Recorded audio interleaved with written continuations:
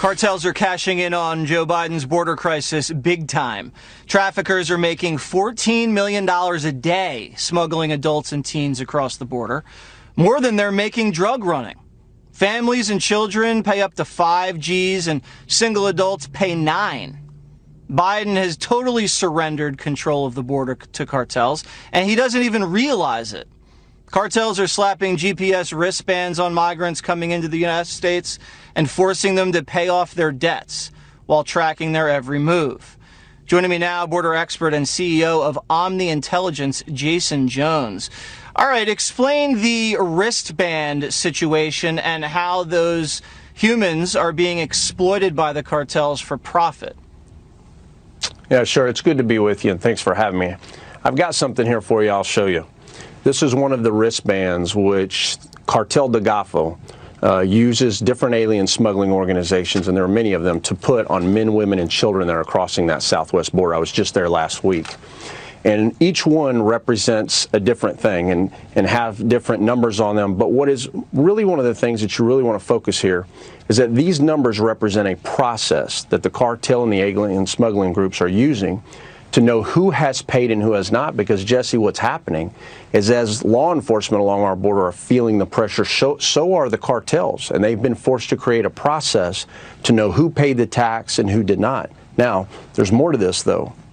Many of these migrants can't afford to pay the tax up front, so they pay a portion.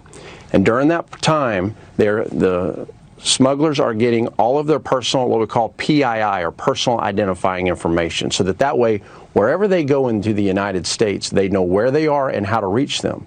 But it doesn't stop there.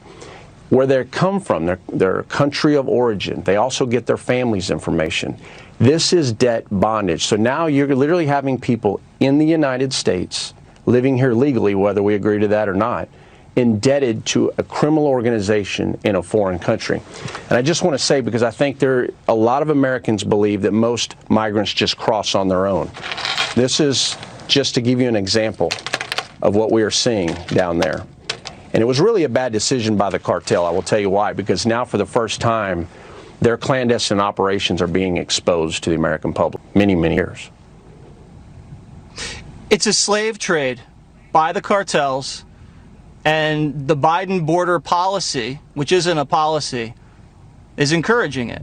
We're encouraging modern day drug cartel slavery across our own border and into our country. And I don't think the president has a plan to deal with it. It seems like the cartels have more of an organized process than we do. Our own immigration system. All right, before we let you go, we told the audience we were going to look into some of these T-shirts that these migrants are wearing that say, Joe Biden, let us in, all that stuff. You believe that they're from an NGO, a non-governmental organization? I do. We don't have confirmation of it, but, many of them help migrants navigate into the United States and towards our border. So most likely we suspect that, but it's not confirmed. Yeah, and those are funded by wealthy individuals here in the United States, foundations, and things of that nature. All right, we're going to keep up on that investigation, and we'll let you know what else we find. Jaeson, thank you so much for going down to the border and finding that out. We really appreciate it. Yeah, thanks for having me. Good to be with you.